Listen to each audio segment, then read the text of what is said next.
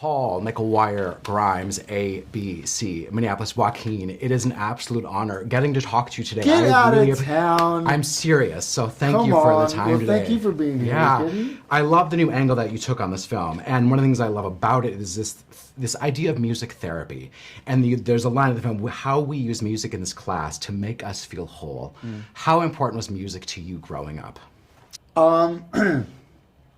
It was important. I mean, my siblings and I sang from a very young age. We actually performed together, so it's such a big part of my household. And we were always kind of singing, and then it's something that, quite honestly, in my adolescence and teen years, I drifted away from, and something I never considered. My siblings all carried on. My sister's a pianist, and my sister has a bandist and solo records. And so it was interesting to have music kind of brought back in. It had been a long time. The last time I think I really sang was Walk the Line. Because I don't even like sing in the shower. I'm not one of those people, you know what I mean? Like, I don't drive and sing. So it was important, and I love your family and how you talk about them. That's really special and beautiful. Take me back. I love the fact that you are not on social media. You live a very private life. How did you know that your version of Arthur and Joker was really resonating with audiences? I don't. I mean, I imagine that I'm sure Todd texted and was like, "Brah, it's actually doing pretty well." I know he probably was like, "Listen, you're going to be very disappointed to hear this, but it's a success." And it was something, I typically have been a part of smaller films. They're not always successful financially, and this obviously was a really big movie, and I was surprised and delighted. I mean, you've been in very successful movies, like just you as the actor, like The Master and Her are phenomenal movies. Describe Lady Gaga as a collaborator, because I can't imagine anyone else in this role besides her. No. Yeah, in some ways, it's interesting. Like my idea of who she was and who I was going to be working with was intimidating.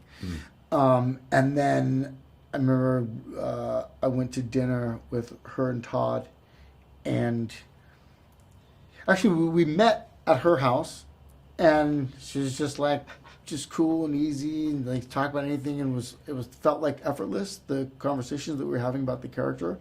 And then Todd and I went to dinner, and I was like, should we ask her? And I thought, like, oh, you're gonna have to like clear it through security and shit. And he just called her, and she answers like, yeah. He's like, do you want to come meet us? We're gonna go down the street have dinner. She goes, yeah. And she's just in her car, and next thing you know, she's at the restaurant. And then we just started talking about music. And I was like, okay, well, this is a great opportunity because I don't really understand what goes into kind of recording a song. And it was just, she has a way of explaining kind of the process, and she talks about music and what it means to her in a way that is, it's really intimate and interesting. And so immediately, I think Todd and I both felt like, okay, this is like right. This is the match for Arthur, and the way that she talked about the character and how she wanted to communicate with him. So it was, we were very lucky to have her. Yeah, if you are having a bad day, what does Joaquin put on to make you happy? I have kids now. I don't have bad days. Oh my God, I got the wrap. Thank you for the time today. I appreciate it. Lady Gaga, it is an absolute honor getting to talk to you again. I love seeing you on screen, so thank you for the time today. Thank you so much. Yeah, now I love one of the themes of this movie is about music therapy, and the line is, we use music in this class to make us feel whole. When did you, Lady Gaga, know that music made you whole, and that was how you were going to change the world? There's a song that I wrote when I was really little called We'll Find a Way to Love Again. And I remember, it's also so silly, I think I was like 13 when I wrote that song about love. Like, what did I think that I even knew? But, I remember singing it, and I remember feeling whole. Yeah. And, there's something about songwriting singing, acting, all of these things that they made me feel whole as a kid, because I always felt really different, and it was like the way that I healed myself was with the arts. I mean, as a young gay kid, I know that exact feeling. Now, how does singing in this style, in this movie, because it's different than I think what people may expect from you or a typical movie musical, change you as a performer? You know, it like opened me up. It really did. I mean, the way that I try always to bring authenticity onto stage with me when I'm performing and be as truthful as possible. But there is a showmanship sometimes to what I do that, you know, would never make sense for my character. Right. But she has her own brand of showmanship. Right. And, you know, Lee is a very broken person, but she finds her, you know, her power in her love of Joker. And I would say that, you know, my voice in this film is her voice. Right. And every woman deserves to have their own voice. 100. And she has hers. 100%. I love the collaboration with Joaquin Phoenix and the love that you two have for each other. How would you describe him as an actor and collaborator? He is very gifted. He's very soulful. He's extremely deep. He's funny. He's so funny. I mean, most of the time on set we were laughing. And he's very creative. And he takes bold choices all the time. He'll try anything. Yeah. And you know, that was really fun to work with him, and we, you know, I think he brought that out in me even more, because my character Lee had to be his match, so I had to match him on set, and you know, that's extremely intimidating and a tall order, but I definitely was up for the challenge, and I think that I did that in a way by having watched the first film and loving Arthur Fleck so much, his inner life. I knew that she had to have a big one. Yeah, I love how you complement each other. I got the rap. Lady Gaga, such a treat. Thank you for the time. Thank you. Thank you for everything. I appreciate it. Thank you, my friend. Wire Grimes, ABC, Minneapolis. Brendan, absolute honor getting to talk to you today. You're one of my favorite character actors because you bring such a unique and singular presence to everything you do. So thank you for the time today. Well, thank you. Thank you very much. Yeah, no, you started with Joaquin back in The Village, which is celebrating its 20th anniversary. I'll never forget seeing it in theaters. How has Joaquin changed as an actor since the last time you worked with him? I don't really know. I don't know at all. I don't know if he has changed particularly. I think he has always had incredible integrity and incredible almost self-flagellation with regards to the standards he requires of himself. He had that in The Village. He was always feeling that he wasn't quite getting there, and I remember seeing the actual film and saying, what was he talking about? It was so good. Our scenes didn't overlap in as much as they do here, so I think he's definitely the same person, and he seeks the same holy grail, I suppose, all the time. I love hearing that. The first film was so successful, and you're no stranger to doing big franchises, beloved properties. How do you handle expectations going in? I don't think about them. My only wish is that the film works as a piece of art. And I honestly believe that, but I understand as well. With this one in particular, I was actually hoping for the people who set it up, that with the amount of leaps they were taking, artistic leaps, and in every other way, creatively, they were going for it. Yeah. Like, it's a sequel, and at the same time, it's an utterly different entity, this one. And there was such courage involved in taking that full leap of faith, and I'm not sure even if the faith was there. It was just, let's take the leap. It was like that conviction of, I think Todd said something about, if it doesn't scare the life out of you, what's the point in doing it?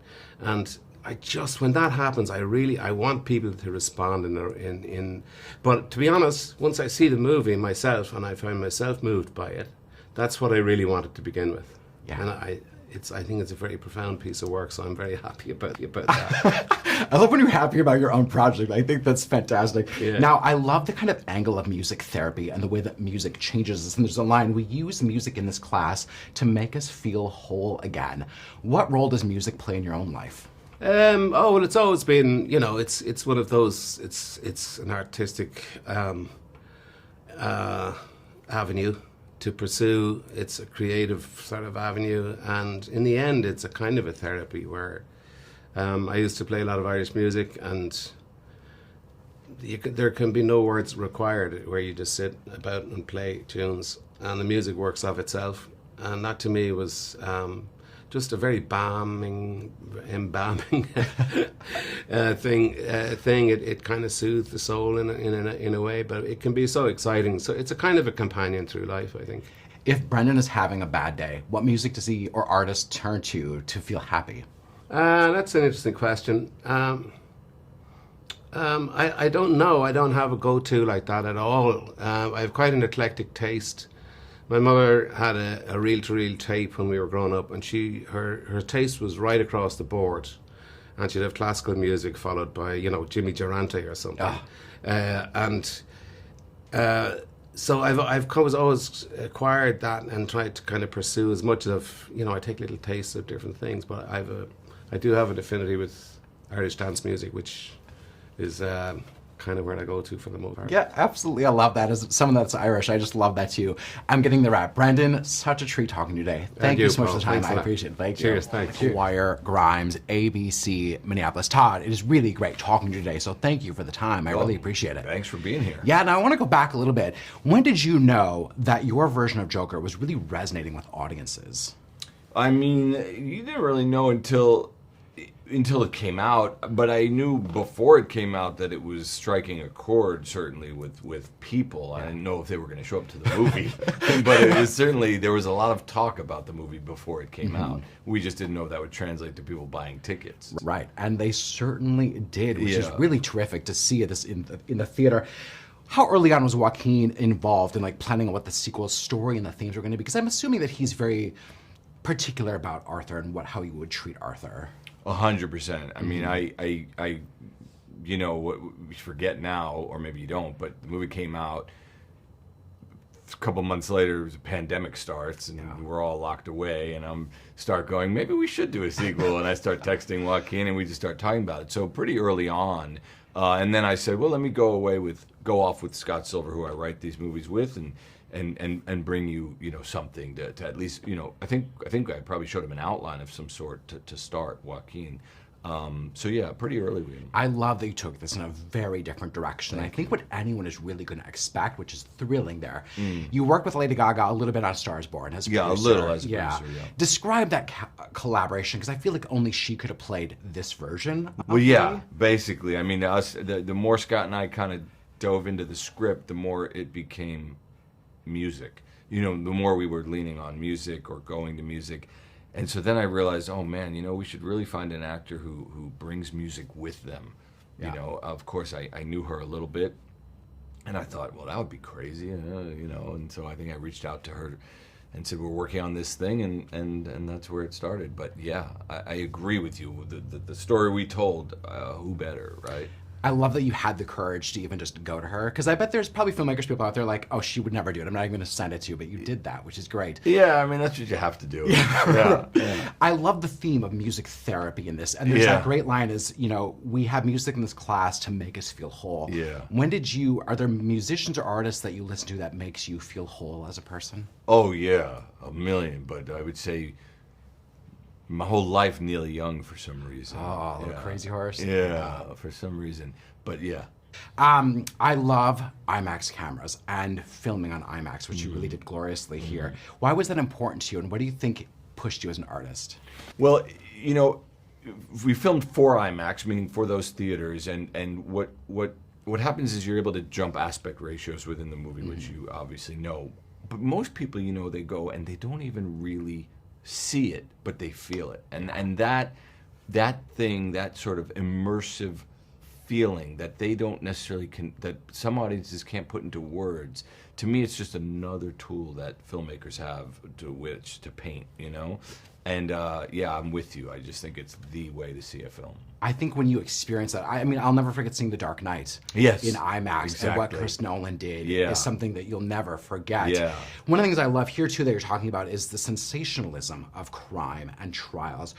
you call it the crime of the century in Yeah. the movie. Were there trials that you kind of looked at to think what is the media friends here and how? Well, do I mean, you frame can think this? of like, yeah, there were obvious trials that are on. It was more. Yes, certainly. There's many, and I think but it's also just this idea of trials as entertainment. This idea of that you're something horrible happened, and now we're selling it as entertainment to watch, and that's the part that we kind of wanted to dig into. Oh, absolutely. Oh, absolutely. And I just love this. How do we treat our mentally ill or mistreat them in some cases? Right. I thought you nailed. Thank you. Thank you. I got the wrap. Thank you, Todd, for that. Okay, I appreciate awesome. it. Thank you. I appreciate it. Nice to meet you. You too.